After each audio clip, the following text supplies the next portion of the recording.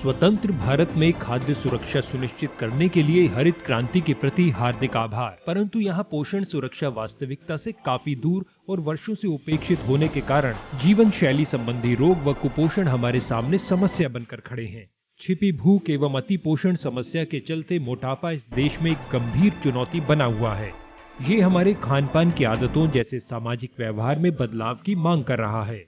इसके अलावा जलवायु परिवर्तन के चलते उच्च तापमान के कारण चावल तथा गेहूं की उपज कम होने से हमारी राष्ट्रीय खाद्य सुरक्षा भी खतरे में पड़ सकती है, जो फिर से कदन्न जैसे वैकल्पिक अनाजों की खेती की मांग करेगी।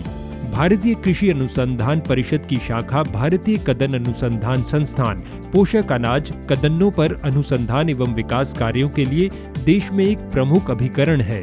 इस संस्थान को कदन्नों पर मूल्य श्रृंखला के विकास के लिए ही नहीं, बल्कि भारत सरकार के राष्ट्रीय खाद्य सुरक्षा मिशन द्वारा वित्त पोषित पोषक अनाज पर राष्ट्रीय मिशन के लिए नोडल कार्यान्वयन अभिकरण के रूप में भी पहचान मिली है। Indian Institute of Millets Research is a premier institute in the country which is looking after the research and development efforts on millets. This institution has been awarded as the best institute of Indian Council of Agriculture Research in the year 2018 by awarding it the Sardar Patel Best Institute Award. इस संस्थान के अनुसंधान एवं विकास ने मूल्यवर्धन के द्वारा कदन्नों की मांग बढ़ाकर देश में कदन्नों के पुनरुद्धार परिसंघ का नेतृत्व किया है। अतः ये संस्थान केवल प्रयोगशाला से खेत एवं खेती से पकवान तक ही सीमित नहीं है, बल्कि देश की प्रमुख पोषण संबंधी समस्या का समाधान भी कर रहा है। संस्थान में पोषक अनाज पर मूल्य वर्धित प्रौद्योगिकियों का समृद्ध भंडार है, जिनका उद्यमों के द्वारा व्यवसायीकरण सक्षम है। पिछले कुछ समय से भारत सरकार सार्वजनिक वित्त पोषित संस्थानों के माध्यम से प्रौद्योगिकियों के व्यवसायीकरण को सहयोग प्रदान करने हेतु प्रयासरत है। ऐसे ही एक प्रयास के माध्यम से गठित इस संस्थान में स्थित नीलान नामक एक गैर लाभकारी संस्था के द्वारा पोषित टेक्नोलॉजी बिजनेस इंक्यूबेटर, जिसे अब न्यूट्रीहब ब्रांड के नाम से जाना जा रहा है। The establishment of NutriHub, a technology business incubator being sponsored by Department of Science and Technology to the tune of 10 crore rupees is a laudable thing. This incubator is handholded by the support of the government in a major way. RKVY Raftar is another feather in our cap where we could garner support in strengthening this technology business incubator. ये पोषक अनाज के क्षेत्र में नए उद्यमों को सहायता प्रदान करती है। वर्तमान में पहले समूह के अंतर्गत 15 नए उद्यमों को प्रशिक्षित किया गया, जबकि वास्तव में देश भर में 25 अन्य को दिशा निर्देश दिए गए। In future, we intend to create 100+ entrepreneurs in the next 5 years. NutriHub became a platform for us. It's a very unique advantage that NutriHub offers compared to any of the incubators in the country. They've been helpful to us right from the beginning, whether it was with production or R&D facilities. Also helping us with different networking opportunities as well. न्यूट्रीहब परामर्श, प्रशिक्षण तथा वित्तीय सुविधा के अलावा उत्पादन सुविधा के रूप में आधारिक संरचना एवं प्रौद्योगिकी सहायता भी प्रदान करता है। नए उद्यमियों को बाजार समर्थन भी प्रदान करता है।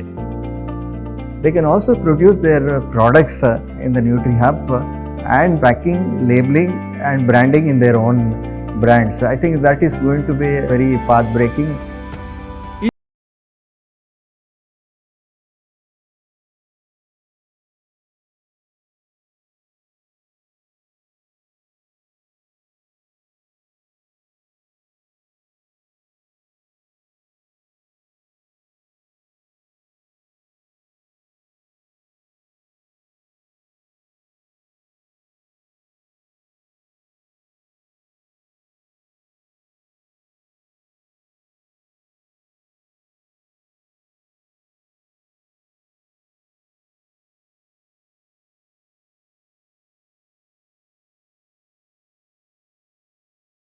करने हेतु पात्र है। Now we are working with about 15 state governments to usher in the millet mission and the millet food production supplies to be improved so that the common man gets the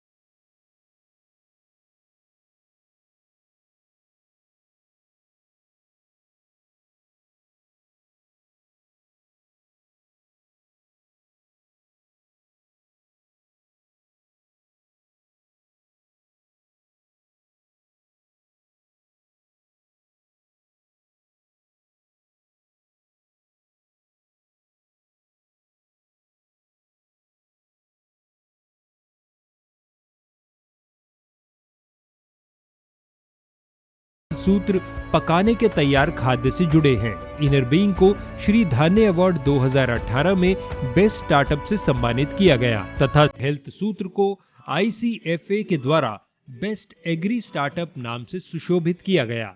M for millets तथा बोइन पैलीज agro food अपने कदन व्यंजनों के साथ राज्य सरकार के संस्थानों में सेवाएं प्रदान कर रहे हैं तथा प्रतिवर्ष उनका राजस्व करोड़ों रुपए से ज्यादा हो रहा है। अहोबिलम फूड्स अपने कदन